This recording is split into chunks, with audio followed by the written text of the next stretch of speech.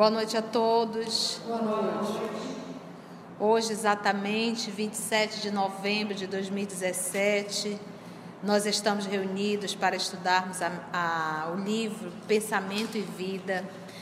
Nós estamos estudando a mensagem de número 22, intitulada Culpa. A semana passada, então, o estudo da semana passada, intitulado Culpa, foi a primeira mensagem. Nós lemos os quatro primeiros parágrafos, mas nós fizemos assim um comentário como exemplo da obra No Mundo Maior, o caso do Pedro com Camilo. Então, Pedro, o assassino, Camilo, a vítima. E para a sociedade humana, Pedro não foi descoberto, o crime que ele realizou não foi descoberto. Então, para a sociedade, ele é um homem íntegro. Para a lei, não, a lei divina. E como a lei está gravada na consciência do próprio Pedro, como na nossa própria consciência, ele já está sendo, a lei já está, de certa forma, impondo a ele as cobranças devidas. Então, o Pedro já está enfermo, carrega uma culpa muito grande, não tem noite de sono adequada. E o Camilo, na condição de vítima, se tornou o algoz, porque ele virou um obsessor. Então, essa mensagem de Emmanuel, ela vai retratando a culpa, e é muito interessante nós falarmos assim: não existe uma forma de eu não me sentir culpado? Não existe, porque a lei está gravada em mim, eu não tenho como fugir dela. Eu sempre vou estar submetido à lei que está em mim, então não tem como dissimular. E mais ainda, por exemplo, o Pedro conseguiu dissimular para a justiça humana, mas ele não consegue dissimular para si próprio, porque ele sabe da verdade, ele sabe que ele é o assassino. Então não tem como ele dissimular para si mesmo. Se tem algo que nós não conseguimos fazer, é dissimular para si próprio. Por isso que dá aquele mal-estar quase sempre na gente. Então vamos fazer a nossa prece de abertura e darmos continuidade à mensagem intitulada Culpa.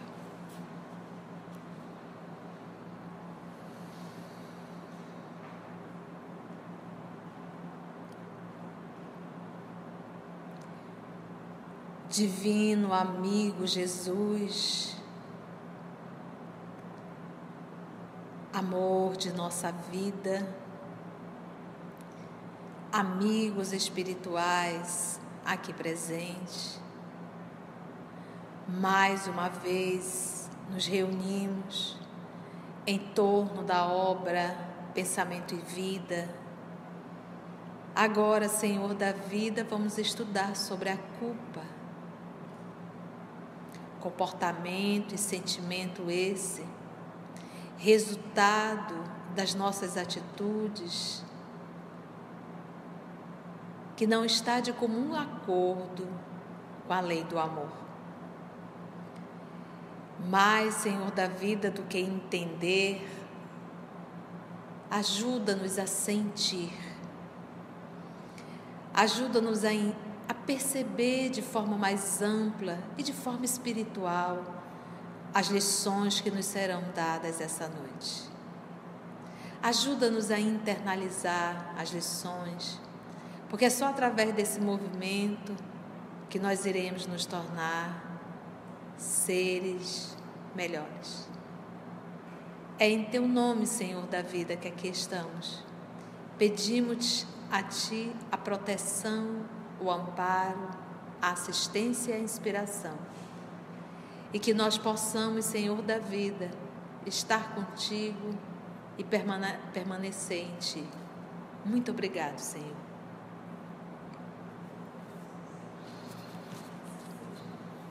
Então vamos lá, vamos continuar a mensagem, tal qual um crochê, ponto a ponto. Projetando as energias dilacerantes do nosso próprio desgosto ante a culpa que adquirimos, quase sempre somos subitamente visitados por silenciosa argumentação interior, que nos converte o pesar, inicialmente alimentado contra nós mesmos, em mágoa e irritação contra os outros. Então, eu faço um movimento, a justiça age em mim, a culpa me cobra, e de contrapartida eu para com o outro me torno um ser o quê? Irritado e magoado.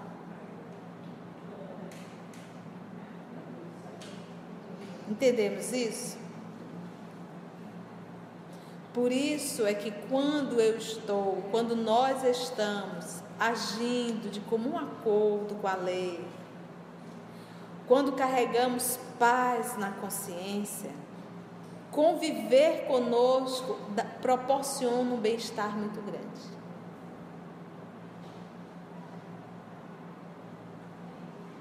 Porque você exala o bem. Continua ele. É que os reflexos de nossa defecção, que é o abandono voluntário, olha só, vou substituir. É que os reflexos do abandono voluntário, a torvelinhar, e aí realmente do redemoinho, né?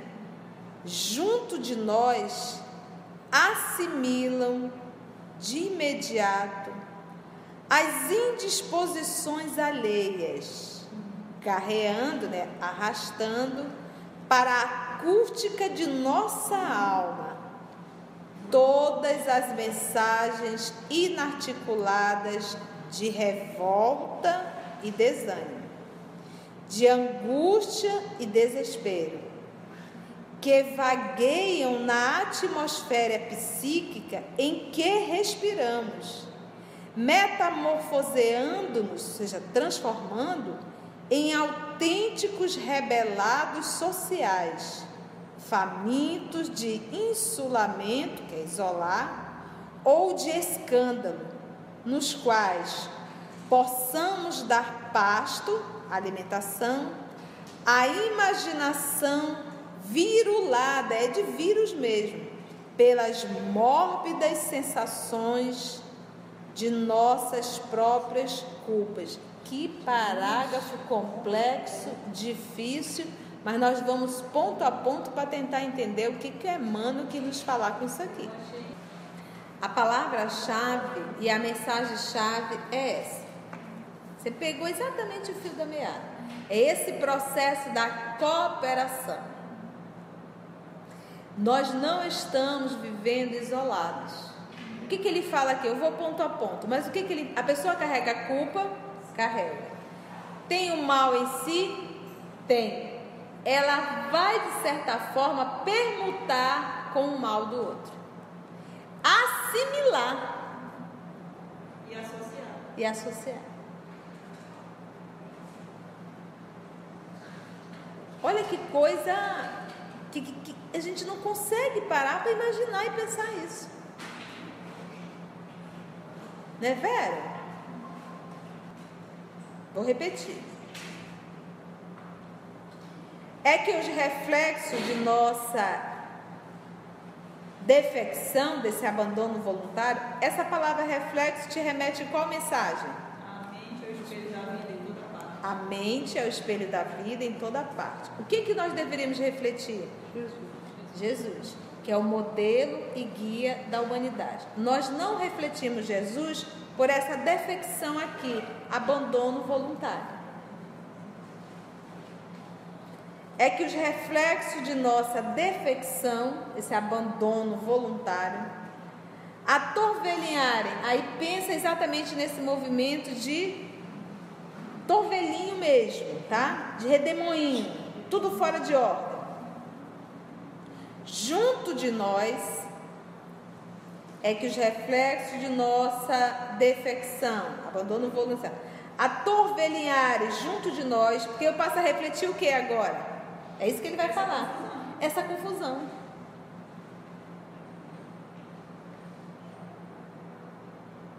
eu passo a refletir essa confusão, porque a pessoa que... Vamos pegar novamente Pedro. Pedro carregava a culpa? Carregava.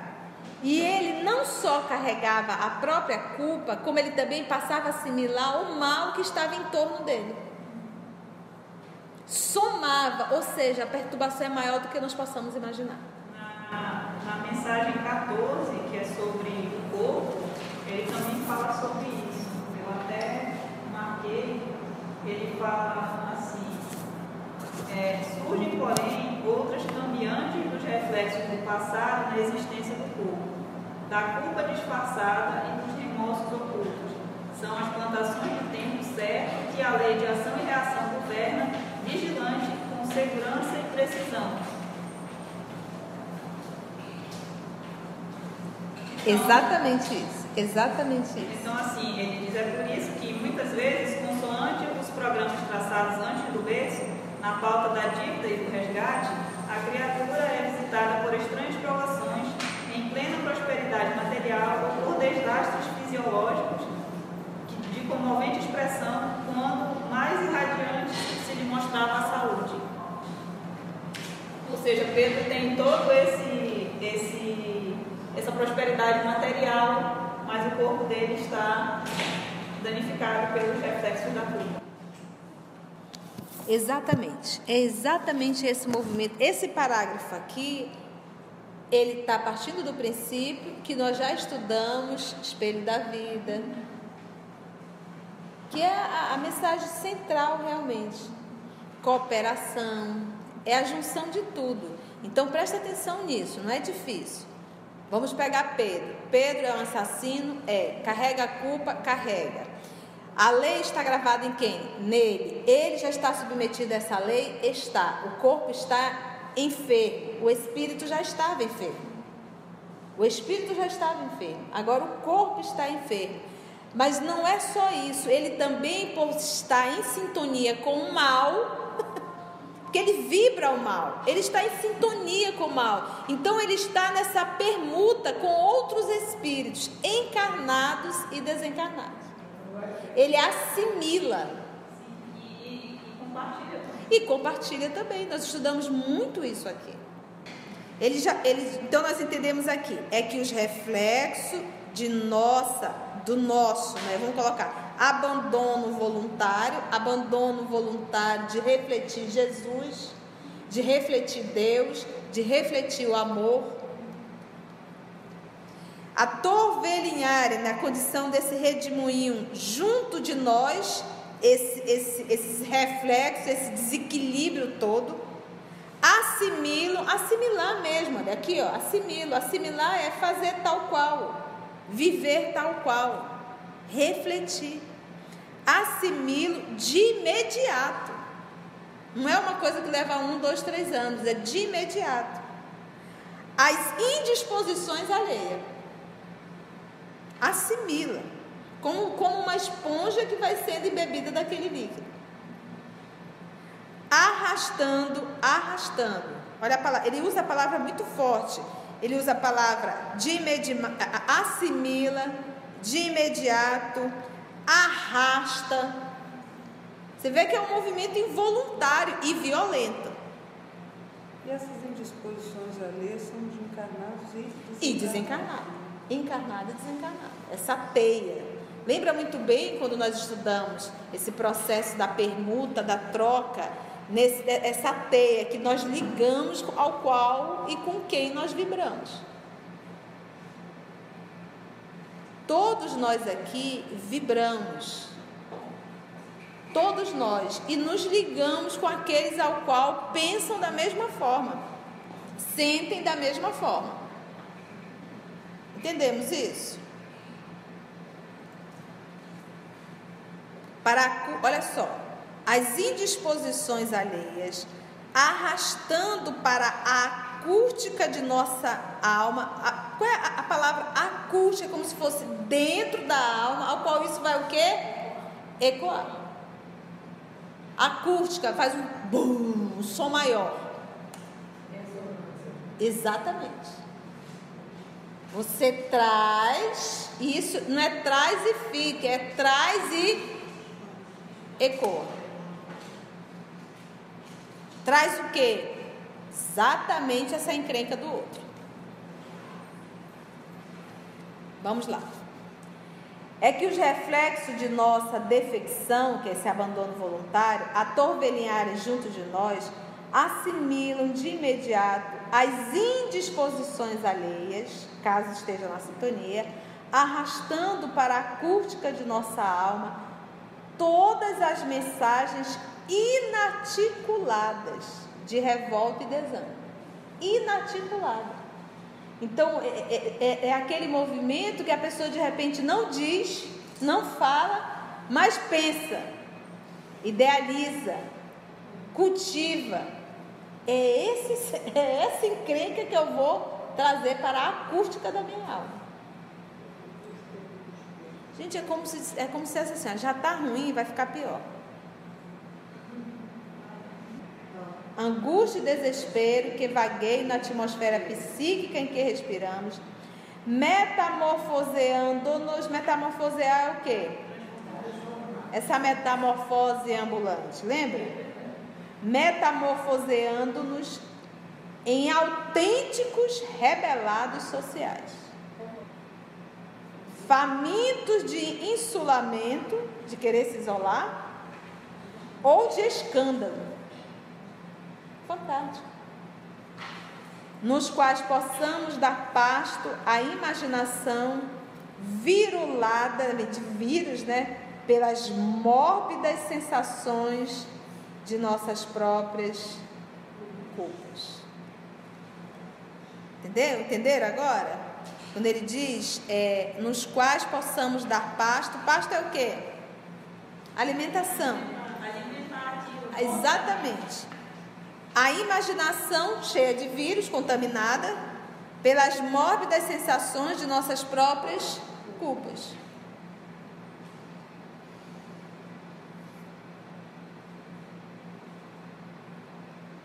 E lembra disso, não existe essa história de eu não sinto culpa. Quando vamos pegar aqui no caso do assassino cruel, ele está em sintonia com todo esse grupo. Ele é desse grupo. Ele vibra nesse grupo. E a tendência é o quê? Cada vez ficar mais agressivo. É isso que nós temos que entender quando nós falamos de sintonia. E lembra quando nós estudamos a sintonia, ela é uma lei inderrogável. Então, por isso é que, por exemplo, se eu estou em sintonia com um grupo de espíritos, os amigos espirituais não tem como chegar a cortar esses fios. Eles não podem fazer isso, eles não têm permissão para fazer isso e não tem como realizar isso. Por isso é que a criatura tem que fazer uma força muito grande para mudar o seu padrão vibratório. Entendemos isso? Continua aqui. É nesse estado negativo que, martelado pelas vibrações de sentimentos e pensamentos doentios, olha lá, olha a palavra como ele coloca, é nesse estado negativo que, martelados, qual é a função do martelado? Há uma sequência, é constante, aquilo te machuca, aquilo te enterra. É uma sequência. Vai ferindo, vai afundando. É nesse estado negativo que, martelados pelas vibrações de sentimentos e pensamentos doentios, sentimentos e pensamentos, olha como ele coloca. Sentimentos e pensamentos. Sentimentos de tristeza, de desprezo, de solidão, de ódio, de raiva, e por aí se vai. E o pensamento que fica nutrindo isso. Olha, é nesse estado negativo que, martelados pelas vibrações de sentimentos e pensamentos doentios, atingimos o desequilíbrio parcial ou total. É nesse estado negativo que, martelados pelas vibrações de sentimentos e pensamentos doentios, atingimos o desequilíbrio parcial ou total da harmonia orgânica. Enredando, né? Vem de emaranhar, tá? Essa mistura. Emaranhando corpo, exatamente, e alma, exatamente. Corpo e alma. Nas teias da enfermidade, porque o corpo enferma, mas a alma também. É por isso que todo tratamento, principalmente comportamental, ele deve ser feito com o médico, que vai tratar através das medicações o corpo físico, e um tratamento espiritual para tratar o espírito. Porque se eu tratar só o corpo, o espírito está enfermo, a enfermidade vai voltar. Por isso é que quando Jesus curava, ele dizia: vá, não tornes a pecar, para que não te aconteça algo pior. Então, se não houver uma mudança de comportamento, de ordem moral, a enfermidade volta. Inclusive do pensamento. Né? Do pensamento, exatamente. Atingimos o desequilíbrio parcial ou total na harmonia orgânica, emaranhando corpo e alma nas teias da enfermidade, com a mais complicada diagnose da patologia clássica.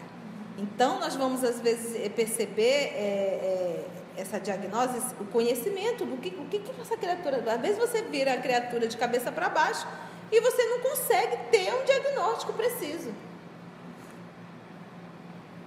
Por isso que ele diz, às vezes, tendo uma dificuldade muito grande de diagnosticar o que a criatura tem. Existe uma patologia? Existe, mas é difícil diagnosticar. Quase sempre isso é resultado do quê? Da culpa. Por exemplo, às vezes nós temos irmãs que fizeram aborto e elas não conseguem retratar um auto-perdão, carregam uma culpa muito grande, e ela vai entrando num processo tamanho que ela acaba adquirindo câncer no útero. Ela enferma o altar sagrado. Tamanho processo de culpa que carrega. Entendeu? Então, isso aí tem vários graus de culpa e intenções.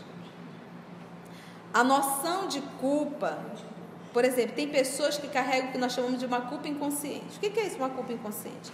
Às vezes, nessa encarnação, a criatura não fez absolutamente nada. Mas, às vezes, num passado remoto, ela fez um grande crime. Ninguém descobriu. Ela reencarna novamente, ela é a pessoa. Mas ela ainda carrega ainda. Então, o arrependimento é tão grande que ela não se sente feliz e não se sente digna de ser feliz. Então, ela passa uma encarnação inteira se autodepreciando. Às vezes tem pessoas, por exemplo, tem pessoas que cultivam a enfermidade, se sente assim uma alegria enorme estar doente. Tem pessoas que só falam de doença. Eu estou com uma dor aqui, uma dor ali, uma dor ali. Não, mas a minha dor é assim. A pessoa passa uma vida inteira falando de dor. Inconscientemente é como se ela sentisse prazer de estar doente, que é uma forma de aliviar inconsciente, isso é inconsciente, a própria culpa. A noção de culpa, com todo o séquito das perturbações que eles são consequentes, agirá com os seus reflexos incessantes sobre a região do corpo, é o que nós estamos falando. No caso da mulher que fez o aborto, qual é a região? A qual ali às vezes vira até um câncer. A região do corpo ou da alma, que corresponda ao tema do remorso de que sejamos portadores. Aí, nesse caso de ser região da alma, já vai desequilibrar o perispírito. Como ele vai ser o organizador biológico, o modelo do outro corpo físico, quando a pessoa reencarnar, às vezes o aborto dessa vida vai ser o câncer de útero da outra encarnação. A noção de culpa. E lembra que vai entrar em níveis de consciência. A noção de culpa com todo o séquito. Séquito é o quê? Seguidores? Olha lá. A noção de culpa com todos os seguidores das perturbações que lhes são consequentes, tá? A noção de culpa agirá com os seus reflexos incessantes sobre a região do corpo ou essa região da alma, que corresponda ao tema do remorso de que sejamos portadores. Toda deserção. Deserção é o quê? Abandono. Voluntário. Toda deserção do dever. Lembra da mensagem de dever? Então, o dever no conceito de Emmanuel é justamente eu realizar a vontade de Deus. Esse é o dever. Eu me submeter às leis que regem o universo. Na nossa palestra de ontem, estávamos estudando Emmanuel, a mensagem era a porta. Ele diz, não basta você ser uma ovelha e estar junto com o pastor. É necessário você passar pela porta da redenção. Passar pela porta do sacrifício. Se não houver sacrifício, não há redenção.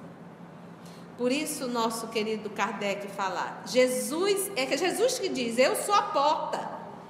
Fala de Jesus, eu sou a porta. E ele ainda completa mais além, ninguém vai ao Pai senão por mim. Então, ou seja, tem que passar pela porta da redenção, a porta do sacrifício. Não basta a gente fazer uma carinha de anjo, falar doce, ser de paz com todo mundo, se nós não fizermos o movimento que Alcione fez, que Chico fez, que tantas outras almas nobres fizeram, sacrifício. Então, essa palavra aqui, quando ele coloca dever, ele está falando desse movimento de submissão às leis de Deus. Toda deserção do dever, você casou, tem filhos, tem. Marido é pessoa difícil? É difícil. Sim, tu queria casar com quem? Com Jesus Cristo? Aqui na terra tu não vai encontrar, somos todos doentes. Do jeito que você também é uma esposa difícil. Não tem espírito de Júpiter aqui. Quando tem, eles nem casam. Ele já casa com a humanidade inteira. O problema dele não é um, ele não vai casar com um. Ele casa com a humanidade, ele já tem 2, 3 mil, 4 mil filhos. O movimento dele é muito maior. Então nós ainda é meio gato pingado. Então aqui na terra é isso. Então qualquer briguinha vai separar. Cadê a porta? Cadê o sacrifício? Isso é o que? Deserção. Estás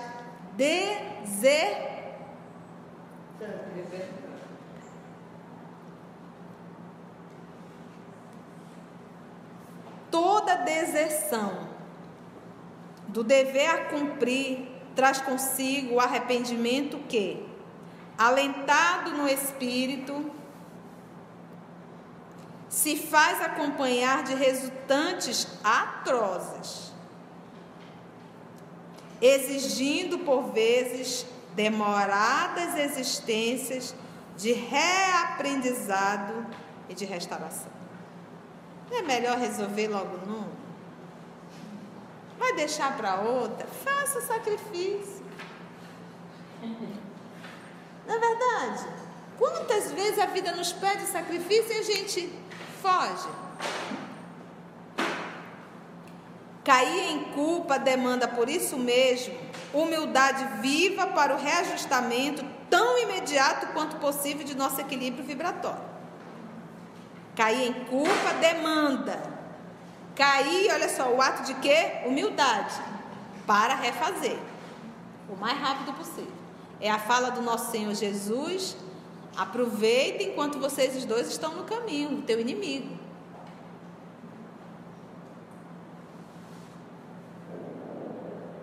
quanto possível de nosso equilíbrio vibratório. Se não desejamos o ingresso inquietante na escola das longas reparações.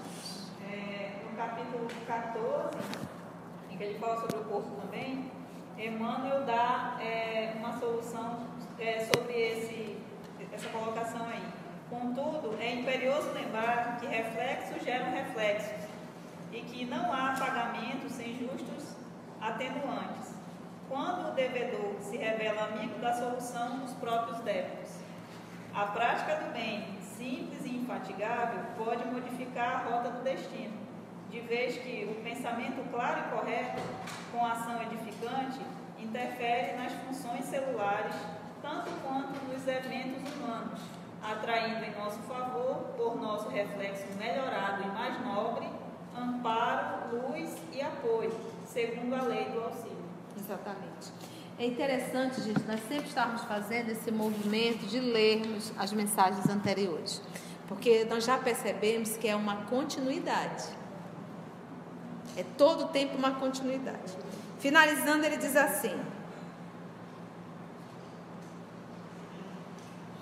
é por essa razão que Jesus, não apenas como mestre divino, mas também como sábio médico, nos aconselhou a reconciliação com os nossos adversários, enquanto nos achamos a caminho com eles, ensinando-nos a encontrar a verdadeira felicidade sobre o alicerce do amor puro e do perdão sem limite. Então, carrega a culpa, vai lá e já faz esse movimento de pedir perdão para o outro, enquanto estão no mesmo caminho. Porque nesse trabalho da autoevangelização, conhecimento das leis divinas, a pessoa faz um movimento de renovação, ela faz um movimento de cuidar do outro. Esse movimento, gente, que fora da caridade não há salvação, esse movimento de nós sairmos da nossa dor para ir de encontro à dor do outro. Esse, por exemplo, vamos pegar quando os espíritos, por exemplo, vamos dizer que tenha desencarnado um pai.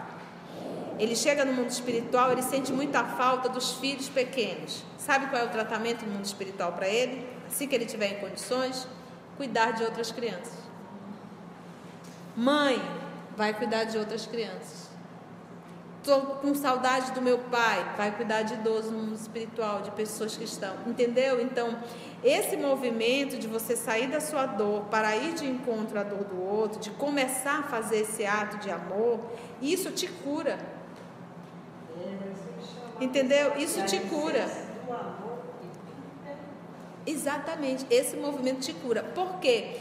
Porque como essa culpa é inconsciente, caso do passado, você pode até ter inimigos no mundo espiritual, mas a qual você não lembra. Mas são inimigos no mundo espiritual. E mais a culpa que você carrega. Então, nesse movimento de fazer o bem, você acaba sensibilizando o coração desses irmãos, porque começa a perceber que você mudou.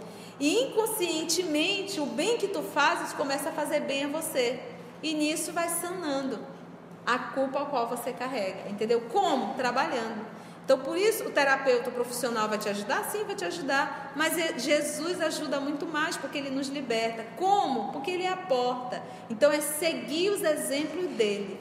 A melhor coisa que pode existir para a nossa vida, o alimento da alma, é o amor ao meu irmão, o amor ao meu próximo. Isso nos faz muito bem. Não há remédio que substitua esse movimento. Ok? Dúvidas, colocações? Ficou bem claro esse movimento aqui?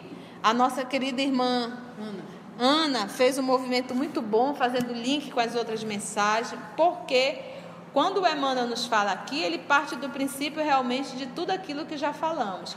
Então, como nós temos um pouquinho de tempo, vamos só fazer uma recapitulação da mensagem culpa. No primeiro parágrafo, ele diz o quê? Olha, da forma que ele começa, praticamente da mesma forma ele finaliza, usando o termo dever. E quando nós falamos em dever, nós vamos sempre passar pelo princípio que o dever é cumprir as leis de Deus. Quando eu falo em dever aqui, eu estou pensando no dever pequeno, não. Esse dever aqui é o dever maior. Então, o dever maior é, de repente, você tem, olha, eu tenho o dever de fazer isso, mas perante a lei de Deus, eu vou deixar de fazer para fazer esse aqui, que esse aqui é maior ainda. Entende isso? Então, está sempre colocando em primeiro lugar as leis que regem o universo, a vontade de Deus, nosso Pai. E tu vai dizer, Conceição, você vai cultuar, você está cultuando o sofrimento, você está cultuando como é que a gente pode dizer? Não foi nem o sofrimento a palavra que eu usei, é quando o sacrifício. Gente, vamos pegar Jesus, ele é o modelo e guia da humanidade. E vamos pegar aqui a Conceição, que não é nem modelo e nem guia, e coitado, não é um espírito em processo de evolução. Entendeu? Ainda da terceira ordem. Tá bom? Espíritos imperfeitos, porque ainda carrego paixões. Então, se eu pedir para o nosso Senhor Jesus passar uma semana no Ceará, cuidando de pessoas necessitadas, eu pergunto, para ele é um sacrifício? Se convidar a Conceição para fazer isso, é um sacrifício? É.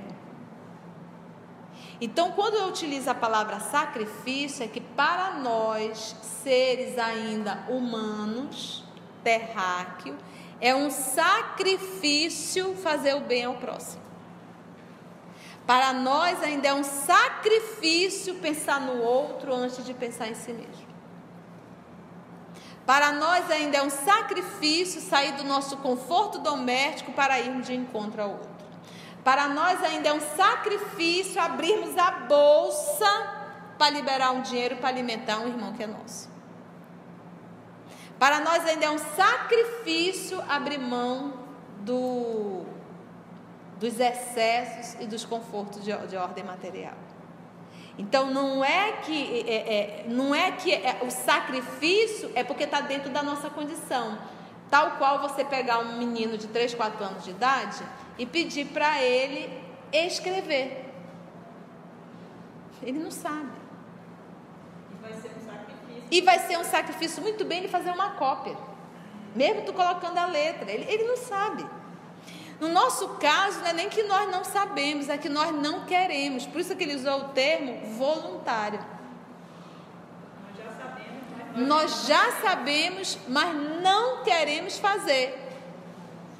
Entendeu? Não queremos, não temos a vontade. Não temos a vontade. Então não é que é um sacrifício, é a nossa condição que faz com que isso seja um sacrifício. Exatamente. E porque dói. Dói. Às vezes eu pego assim o dinheiro e eu fico.